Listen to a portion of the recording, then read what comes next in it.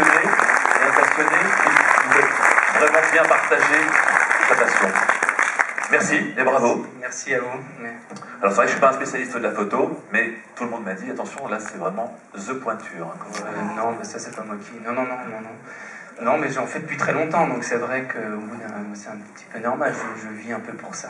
Comme je le dis dans le film, à l'âge de 12 ans, j'ai commencé mes premières images, et depuis je n'arrête plus, voilà. Je suis un peu déçu que Laurent ne soit pas là, parce que c'est vrai que c'est aussi un travail d'équipe, là, pour une fois. Oui, c'est même une mise en abîme, puisque finalement tu traques les loups, et puis lui te traquait. Absolument, et puis c'était assez nouveau pour moi, parce que souvent le photographe est seul. Vraiment solitaire, ça c'est pas une légende, tu travailles toujours seul. Je travaille quasiment toujours seul, ça m'arrive dans certains pays comme l'Arctique ou Kamchatka d'avoir un guide, mais je préfère vivre tous ces moments seul, oui, absolument.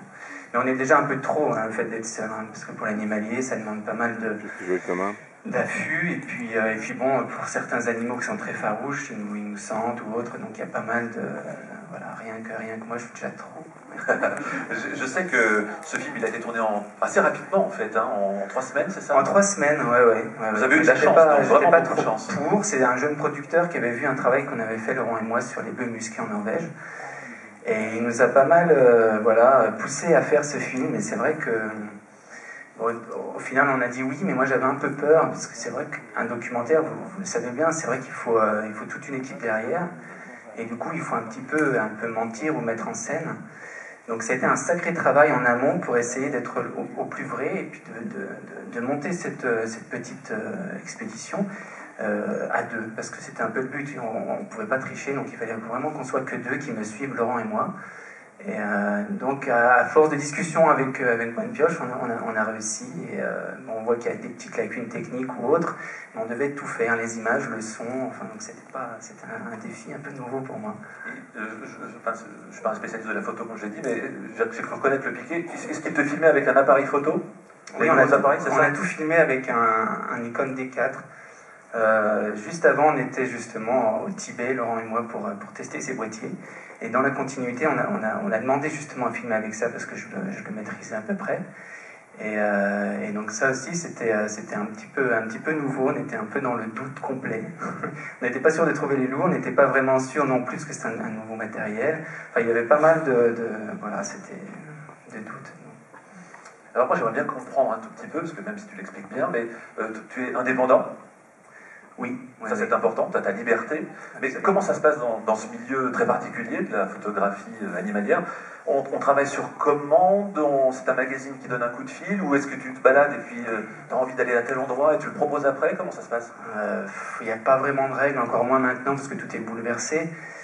Mais ouais, moi j'ai la chance d'avoir commencé très tôt. Donc c'est vrai que j'ai accumulé un peu d'expérience et puis d'images très tôt. Et puis surtout j'ai la chance d'avoir un père qui est naturaliste, qui m'a fait découvrir la nature avec sa sensibilité et son respect. Donc ça c'était vraiment positif pour moi, c'était une chance. Donc du coup très tôt on m'a sollicité à droite à gauche pour des concours ou autres. Et j'ai pu en vivre relativement facilement. Alors au départ c'était un peu magazine, après c'est galeries, après c'est des livres un petit peu. Enfin bon voilà, c'est aussi le risque de ce métier de freelance qu'on aime bien. Donc c'est jamais, il n'y a rien de sûr, il n'y a rien de régulier, mais c'est ça qui est plutôt chouette. Et moi j'ai la chance voilà, quand j'ai fait un bon coup photo, je peux repartir plusieurs mois en Arctique ou ailleurs, donc c'est plutôt chouette. Tu disais tout à l'heure que tout était bouleversé, tu parlais quoi du monde de la photo? Oui, depuis 5-6 ans, avec l'arrivée du numérique entre autres, avec la presse qui n'a plus les moyens d'acheter des sujets, donc oui, tout est complètement bouleversé, avec la vidéo qui arrive dans les boîtiers réflexes. Moi je m'y mets depuis peu, c'est un peu... Donc c'est... donc là tout est à revoir, donc c'est chouette, c'est pas négatif, mais cependant... C'est plus comme mes collègues qui pouvaient partir plusieurs mois avec un magazine qui suivait derrière. Ça, c'est quasiment terminé. Je demande ça parce qu'il y a évidemment traditionnellement beaucoup de jeunes aussi dans les salles ici de l'Olympia. C'est encore un métier que tu conseillerais? Ou est-ce que vous êtes combien, par exemple, à en vivre bien en France aujourd'hui? Avant, on était peu nombreux, je pense, il y a 10-15 ans. Maintenant, on l'est beaucoup, tout le monde se met photographe, c'est très simple. Après, pour en vivre correctement, je ne sais pas combien on est.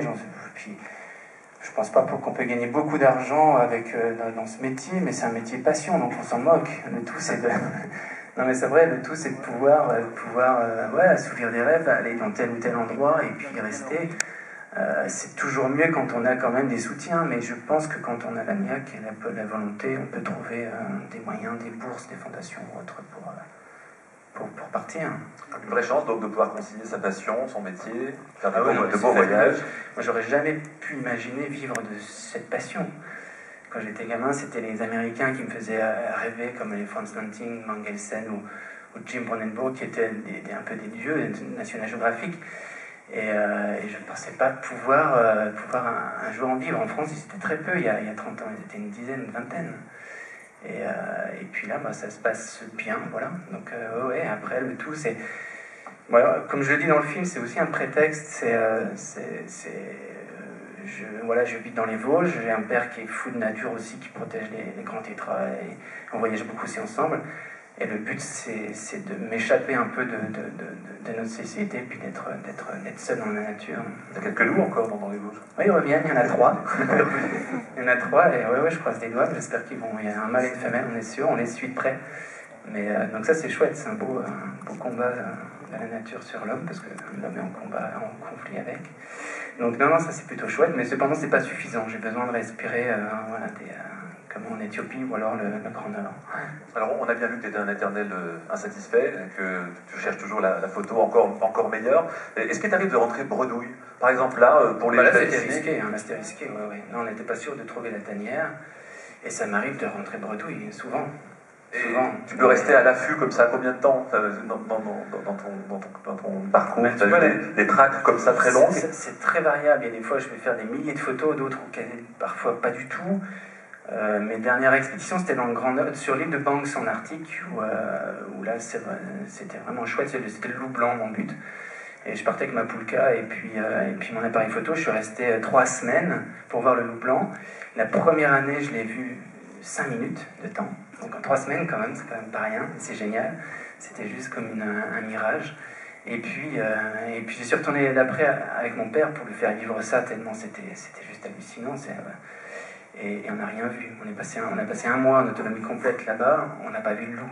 Mais on voit plein d'autres choses aux alentours, c'est ça qui est bien, il faut se fixer un but. Et puis après, il y a les peu musqués, les renards polaires, les lièvres arctiques, enfin, c'est passionnant. Et oui, vous avez des questions, non? Vous pouvez les poser, il n'y a pas de souci. Hein, dans les autres salles ici, vous pouvez. Parce que sinon, moi je continue, il n'y a pas de problème. Hein. Moi, il y a un truc qui m'a étonné, c'est que je me dis, tiens, c'est marrant parce que l'ennemi du photographe, c'est toujours le bruit du déclencheur. Ah oui. On n'a toujours pas trouvé une solution. Non, mais c'est vrai, mais c'est ridicule parce que c'est vrai que depuis peu, je travaille un peu avec Nikon, c'est eux qui m'ont fait vivre ces dernières années. Et on est un peu en amont des constructions des boîtiers. Et le pire, c'est qu'ils ont des sommes phénoménales pour que des gens fassent un bruit particulier, même fort. C'est quand même ridicule. Et moi, je leur dis, mais attendez, vous ne pouvez pas faire un boîtier plus silencieux. Il y a un mode silencieux qui ne fonctionne pas si bien que ça. Donc, ouais, c'est vrai que c'est un problème. Alors, très belles images, très beau film, très beau métier aussi, vous êtes d'accord? Hein? Et puis, moi, j'ai noté très belle musique aussi. Alors, musique... composé par un autre passionné de photographe et un bon photographe aussi. Lui, il photographie plutôt le bitume de New York, d'ailleurs, actuellement. Ouais, Charlie, il est lorrain, donc moi aussi.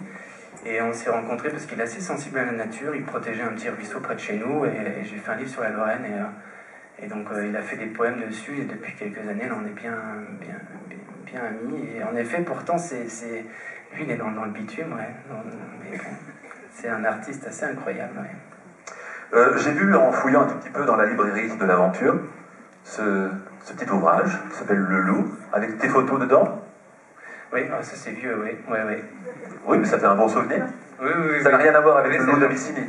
Non, pas du tout. Ça c'est parce que bon là, on a choisi l'Éthiopie, mais je suis un grand fan des pays de l'Est et puis du Grand Nord, donc toutes les forêts qui ressemblent un peu aux forêts vosgiennes. Mais beaucoup plus sauvage, quoi. On a encore l'ours, le loup et je me sens bien dans ces forêts où il y a tous ces grands prédateurs. Ouais. Bon, en tout cas, je le signalais comme ça, j'en ai eu quelques exemplaires, il n'y en a pas 1000 non plus, donc profitez-en si vous voulez garder un souvenir de ce beau moment et des photos, et découvrir les photos de Vincent si vous ne le connaissez pas. Prochaine mission, tu repars où? Fais-nous rêver un peu. Là, je devais être avec Luc Jacquet au Gabon, là j'ai eu un petit souci, donc là c'est reporté. Là je repars en Géorgie du Sud. Et puis après l'Arctique encore. Voilà. Très bien. Bah, écoute, envoie-nous des nouvelles et des photos. Très Ça bien. sera très bien. Merci et puis Merci. bravo pour ce beau travail et ce très beau film. Vraiment.